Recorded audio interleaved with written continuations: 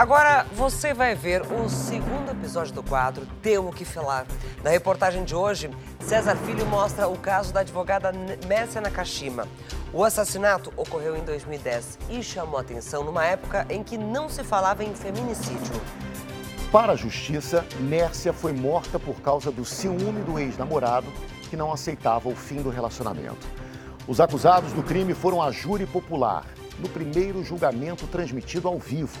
Agora, 9 anos depois, o César Filho reencontra a família da advogada para uma conversa emocionante.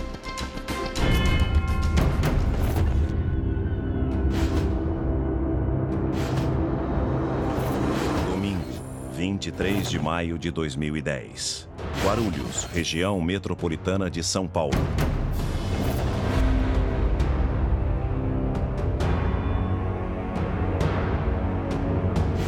Neste dia aconteceu um assassinato que marcou o país.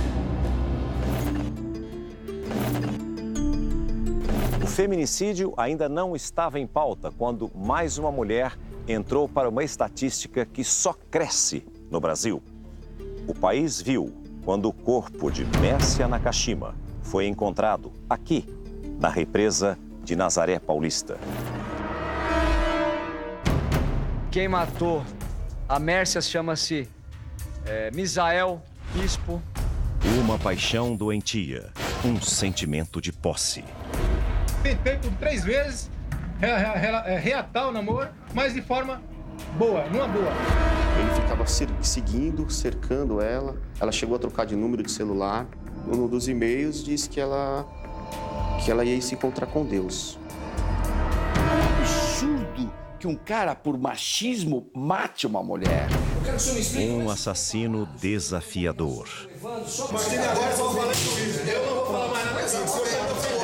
Enredo de filme onde o protagonista maior achou que sairia ileso. Achou que nunca, como policial que foi, a gente ia chegar na cena do crime. A vítima tinha 28 anos. Era Mércia Nakashima. Jovem, bonita e com uma carreira promissora no direito. A advogada foi morta sem direito à defesa. O motivo? O fim de um relacionamento. Um crime passional que deu o que falar.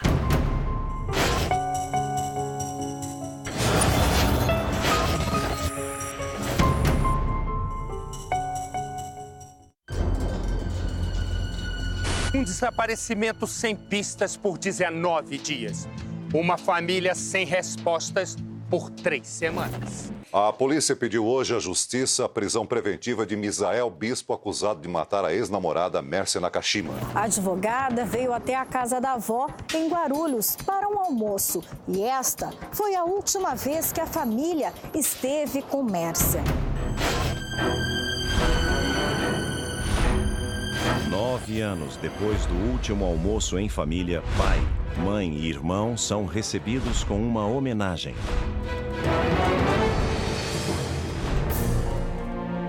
Dona Janete, muito obrigado por a senhora estar aqui. Você. Eu sei que deve ser muito difícil para todos vocês. Sim. Muitíssimo obrigado, viu, por atender o nosso convite, Márcio.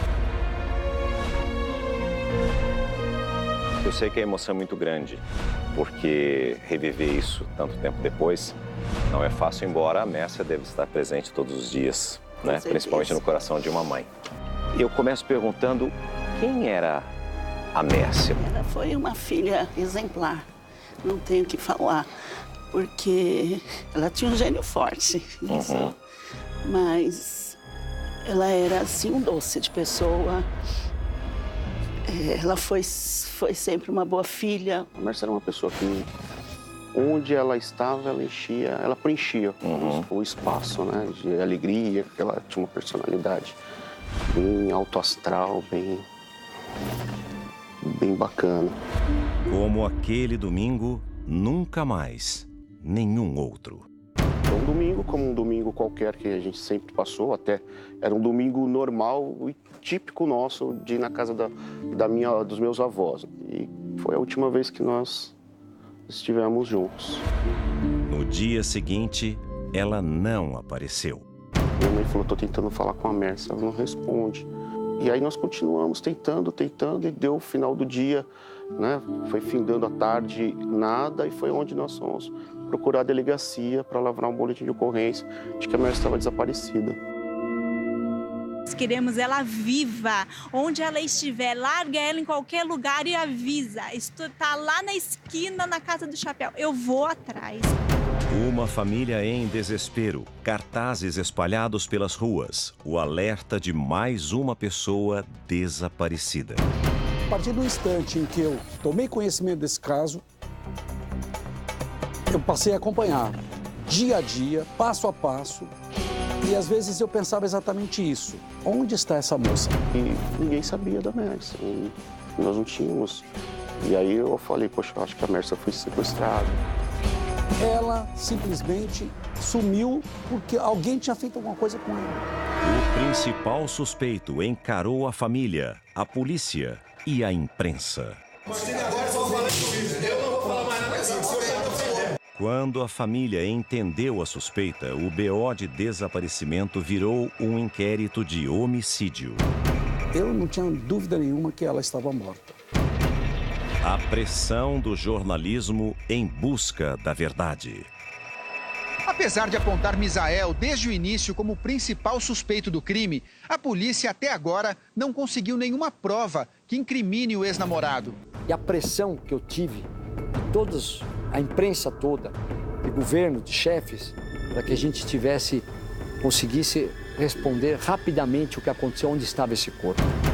Infelizmente, uma história comum feita de personagens nada convencionais. Que este caso, que é, de certa forma, comum, infelizmente, porque ele especificamente ganhou tanta repercussão. A própria truculência do próprio Misael, quando foi ser interrogado, a própria postura do Dr. Olim, né, um delegado sem papas na língua, vamos dizer assim. Acho que o interrogatório dele mostrou mais uma vez que ele está mentindo, que nós temos as provas para colocá-lo na cadeia. Esse caso fez a minha história. Esse caso fez aprender muito de investigação. Esse caso fez eu ser um profissional melhor. Esse caso me fez ser um ser humano melhor. A força de uma investigação paralela. O que me chamou a atenção foi a repercussão e o engajamento familiar. O nosso desejo era de encontrar a Mércia. O irmão Márcio Nakashima parou de trabalhar e se dedicou às buscas. Nós acabamos montando uma central telefônica na casa da minha avó. São poucas as famílias que fazem o que eles fizeram. Quer dizer, você tem um Márcio, que era um cara que tinha muitos amigos, eles eram muito queridos, então todo mundo foi pra rua com eles. Era um batalhão, eu não tinha o número de policiais que eles tinham. E a gente recebia muita informação. Eram muitas informações que não tinha nada a ver com o caso, mas tinha muitas informações que tinha a ver. E a gente passava tudo pro delegado ali, e ele falava, não, deixa isso pra lá, deixa isso pra lá. Eu falei, como não deixa isso pra lá? Eu tô com a minha irmã desaparecida. Nunca tinha passado por isso. Eu sou policial, eu que tenho que investigar. E tive a família no meu pé o tempo inteiro investigando junto. E foi a própria vítima, Mércia Nakashima, quem começou a investigação que colocaria o assassino dela atrás das grades. Por causa do rastreador que ele não sabia que ela tinha instalado. Meia hora depois eu já tinha todinho os detalhes do carro. E os dias que ela sumiu, eu já levantei que esse carro teve em vários locais, próximo até a casa da avó da Mércia. Mércia Nakashima saiu da casa da avó e se encontrou com Misael, mesmo depois do fim do relacionamento. Parou, pegou ele aqui e saiu com ele para algum lugar e não apareceu. Coração de mãe nunca se engana, né? Esse é um ditado que existe e que eu levo sempre muito a sério. Como que foi para a senhora quando ela apresentou, ou como que eles se conheceram, como é que surgiu o namoro? Eles estudavam na mesma faculdade. Uhum. Então ela conhecia, assim, de vista, porque ele estudava com a minha outra filha, com a Cláudia. E aí ele propôs uma sociedade. Ela conheceu o escritório, tudo. Conversei com o Márcio e o Márcio apoiou. Era uma sociedade, daí após um tempo, Aí eles começaram a namorar, ela falou comigo, ele foi até lá, falou, e assim, me pegou de surpresa, inclusive. Eu achava mesmo que não tinha nada a ver, mas... Então, ficou difícil, né? Misael é questionado por que o carro dele ficou parado no estacionamento de um hospital público por quase 4 horas. Eu já bati o olho e falei, foi ele que sabe onde essa moça está. Primeira vez. Chegou com uma arrogância, metido, mas nervoso. Os lábios brancos. É uma verdadeira calúnia. Eu nunca estive em Represa do Nazaré. Aí começam as mentiras. Ele não batia nada com nada, porque ele foi pego de sopetão, ele não sabia o que falar. As antenas dos celulares mostraram a contradição. Misael alegava estar num local, mas o sinal do aparelho dele, captado por satélite, indicava outro. Ele tinha 5 linhas de telefone e a dona Mércia tinha 5 também. Um cruzamento de dados de telefonia móvel revelou o comparsa. No dia que ela sumiu, o senhor liga 27 vezes o senhor Evandro. No depoimento, Evandro disse que esteve no local do crime, a represa de Nazaré Paulista, para buscar Misael na noite em que Mércia morreu. A represa de Nazaré Paulista era a peça que faltava. Uma área deserta. Um lugar onde o casal namorava. Mércia Nakashima veio dirigindo até o local onde seria morta. Só quem conhece vai lá. E por que ele vai lá com ela? Porque eles namoravam lá no luar. Uma torre de celular registra o sinal de uma linha de Misael perto da represa. Dá para pôr ele próximo ao local, voltando que a filha liga para ele. Começou a cair nesse ligação da Bahia. A filha ligando para ele, ligações do pai para ele. Misael é convidado a listar todos os números de celulares que tem. Chamei ele numa intimação, ele chegou muito forte lá, se achando. Sentou, ele não sabia desse seu telefone. Aí eu explico tudo para ele, eu falo para ele, me põe todos os seus telefones aqui. Eu já lhe dei todos os meus números de telefone. O senhor já periciou todos os meus números, eu perdi todos os meus clientes. O número de uma linha em outro nome, usado apenas no dia do crime, esclarece. Eu falei, esse telefone é meu. Esse telefone é meu. Aí, para ele falar isso, era importante que eu conseguisse esse depoimento dele, para não ter que fazer uma outra investigação total. Então, quando eu comecei a fazer a pressão dele, me explica esse telefone que ele pegou, eu falei para ele, coloca todos os números, tá aqui a caneta, dos telefones que o senhor deu. Eu queria que ele me colocasse os 5 números e mais esse. Aí ele ficou bravo. Eu não vou falar mais nada aqui. Ele dá tapa na mesa do delegado de polícia no primeiro interrogatório dele que foi filmado. Então, uma postura desafiadora, prepotente, arrogante. Aquele sexto telefone é o telefone que ele marcou todo o planejamento da morte e do sumiço da jovem Mércia. Nega. Não matei, não teria coragem e jamais mandei matar porque eu não tenho dinheiro para isso. Por que foi um desafio? Porque o Misael peitou o delegado. A represa de Nazaré Paulista aparecia entre as pistas, mas faltava o corpo de Mércia Nakashima. Talvez se não tivéssemos chegado ao corpo e ao cadáver, não teríamos elucidado nada.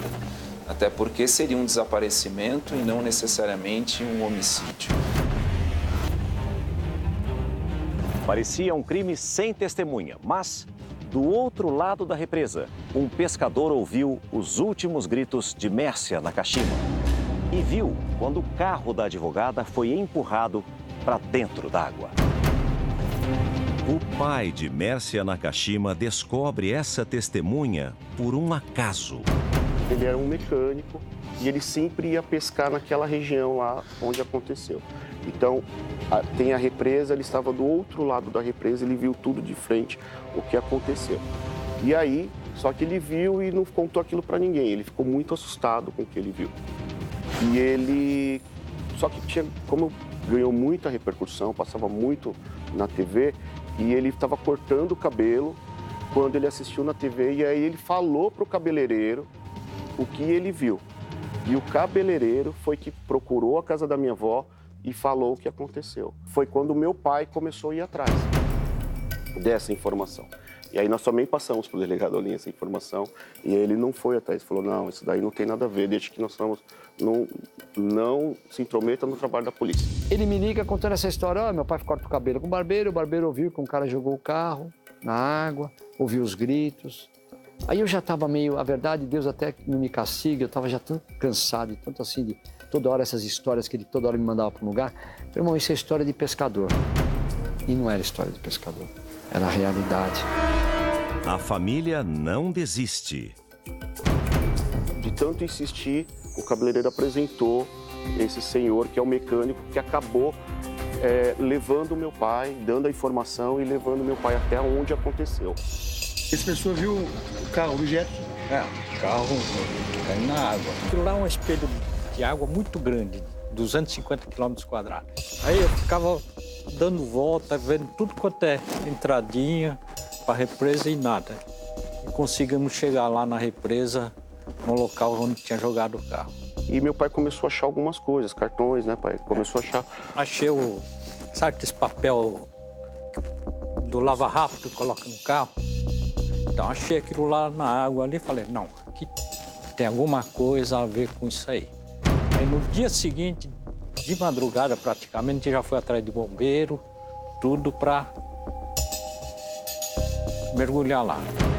Os bombeiros voltaram para a água depois de ouvirem o apelo de um pai desesperado.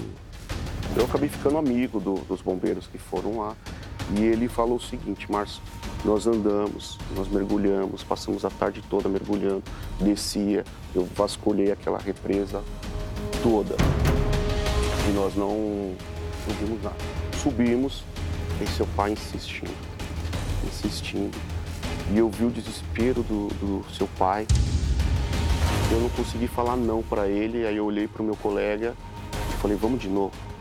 Daí o bombeiro mergulhou um certo trecho, mas deixou um pedaço lá, sem mergulhar. Aí eu pedi, falei, ó, falta um pedacinho lá. Mas ele falou, ó, já mergulhei aqui, meu tempo já foi. Falei, mas tem dois rapazes ali, será que eles não podem? Aí ele foi lá, conversou e ele mergulhou lá e fez esse pedacinho. Quando estava chegando no fim do pedaço ali, ficou lá embaixo mergulhado um tempão, uns 3, 4 minutos, no mesmo local. Falei, tem alguma coisa. Aí esse bombeiro, o primeiro bombeiro, ele mergulhou lá para ver o que estava acontecendo. Aí o que estava lá embaixo veio e falou, ó, tem um carro, mas não sei o que é.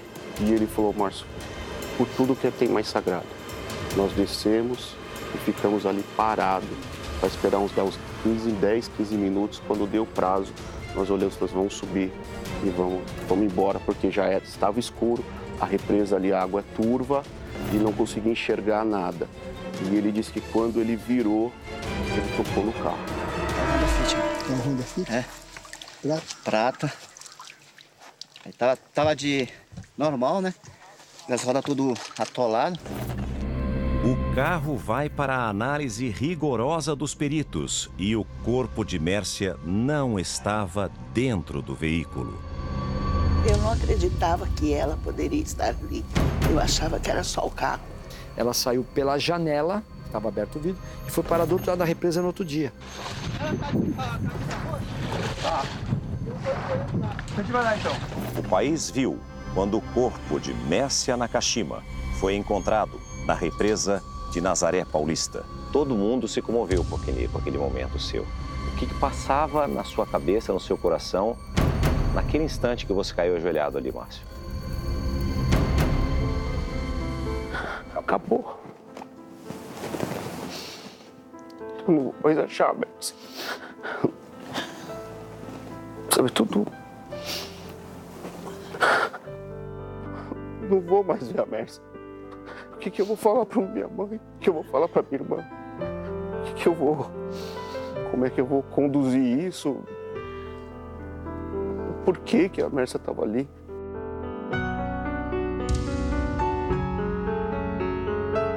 Ele matou a minha filha! Ele matou! Eu quero justiça! Aqui, no exato local onde o carro de Mércia foi empurrado, saíram as provas que incriminaram Misael Bispo. O assassino carregou na sola do sapato vestígios de uma alga específica aqui, das margens da represa de Nazaré Paulista. A perícia colocou Misael na cena do crime. Uma alga específica daquela represa e que não tem em quase nenhum outro lugar do mundo. Aquelas algas eram típicas daquela represa e, de repente, no sapato dele se encontra a mesma alga que existe naquela represa. Óbvio que a prova científica, né, teve um peso considerável. Mércia Nakashima levou 2 tiros. A advogada foi jogada na represa desmaiada. Ela não sabia nadar. A advogada Mércia Nakashima morreu afogada. Esse é o resultado do exame divulgado pelo Instituto Médico Legal de São Paulo. 67 dias intensos de investigação. A polícia já tinha um culpado que ainda se dizia inocente, mas fugiu. O comparsa Evandro também. No final de 2010, Misael Bispo entrou para a lista dos homens mais procurados do estado de São Paulo. Um ano e meio depois, em fevereiro de 2012, antes que o último recurso fosse julgado, ele se apresentou à justiça como estratégia de responder em liberdade. Mais uma vez, o pedido de habeas corpus foi negado e o acusado preso. 4 meses depois, Evandro é capturado. O cúmplice foi preso no interior de Alagoas. 3 anos depois da morte de Mércia Nakashima, em 2013, o Brasil parou para assistir o primeiro júri popular transmitido ao vivo no país. Um julgamento que durou 4 dias. Rodrigo, você tá com medo? Não tô com medo. O senhor é que não conhece o processo induz em erro. Todos que estão aqui. O senhor é desleal. Acho que foi a primeira vez na história do Brasil que efetivamente, em tempos modernos, né, ao vivo, a sociedade brasileira inteira teve a oportunidade de acompanhar de dentro da sua casa como efetivamente se dá um julgamento popular. Isso foi a primeira vez. O interrogatório do Misael foi um momento também alto, forte, que ele continuava na negativa. Então ele resistia a uma acusação. O senhor que matou Mércia Miki Nakashima no dia 23 de maio de 2010? Não, Excelência. Não? Não. Eu vou tirar a vida de uma pessoa que fazia de tudo por mim. Era preciso que as provas fossem muito inequívocas para desmontar, para derrubar aquela negativa dele.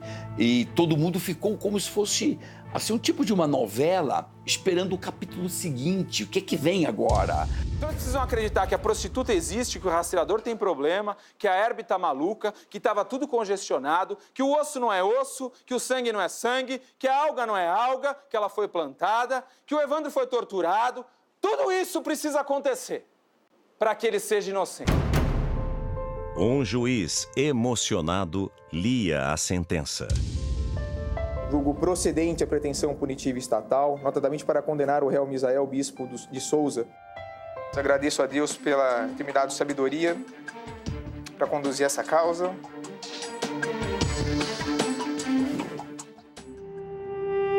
O Brasil acompanhou a condenação do assassino, que negou até o último segundo.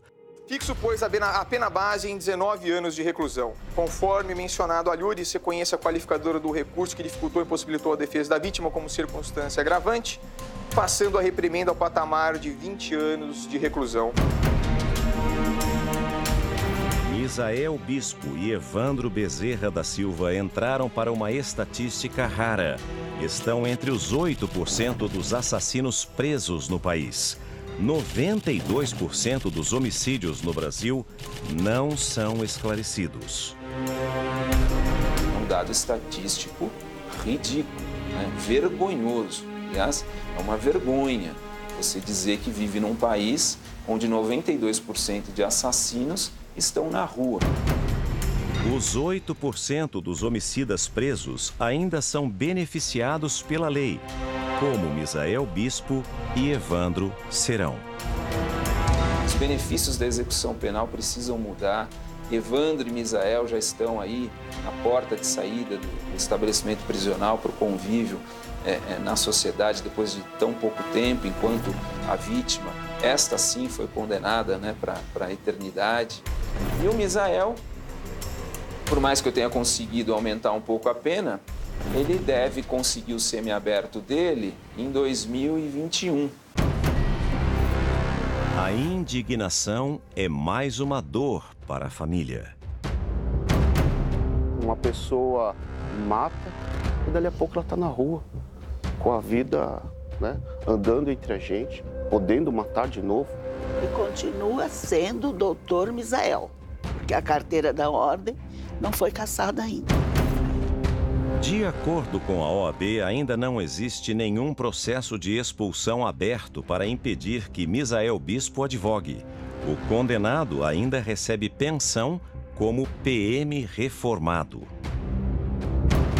Ele ficou preso, comendo, vivendo às nossas custas, de pessoas que trabalham, que produzem, e quando sair, ele vai ter uma poupança, porque ele não está gastando, ele não está tendo despesa. O salário dele está sendo ali, ó, depositado rigorosamente. Então, esse país é um país que beneficia bandidos, beneficia criminosos.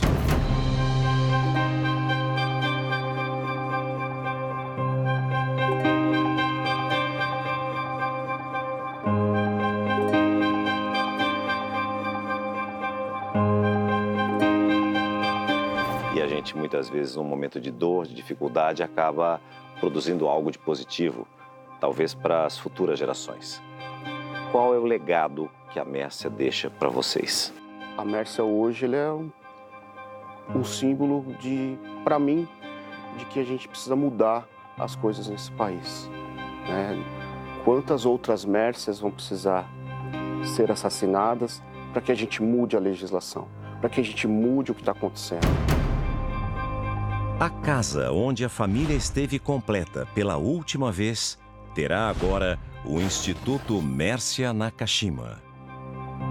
A ideia desse instituto é não só a gente prestar esse tipo de solidariedade, mas a gente estudar esse fenômeno que é a violência. Nós tivemos um aumento muito grande de pessoas desaparecidas e a gente quer saber qual que é o vínculo que existe entre o homicídio e a pessoa desaparecida. Porque muitas delas nunca vão ser localizadas e talvez nós estamos falando de um caso de homicídio, mas um caso de um homicídio que não foi desvendado, sem dúvida, que não foi investigado e ele está camuflado nos dados como pessoa desaparecida.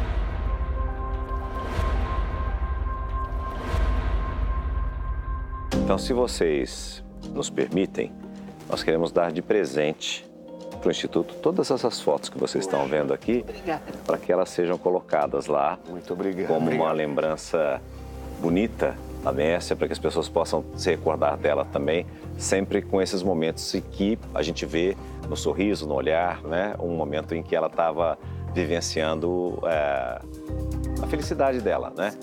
Essa é a imagem que fica pra gente, porque a gente conheceu através da TV, dos vídeos, das fotos que foram reveladas a partir daquele momento para o grande público, né? Sim, muito obrigada. Então, que faça parte do Instituto também. Muito obrigado. A gente agradece demais vocês aqui. Todos os dias, a cada 2 horas, uma mulher é morta e, na maioria dos casos, os assassinos permanecem impunes.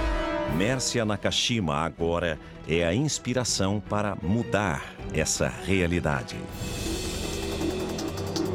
E que o nome, a presença dela e tudo que aconteceu com ela não tenha sido em vão.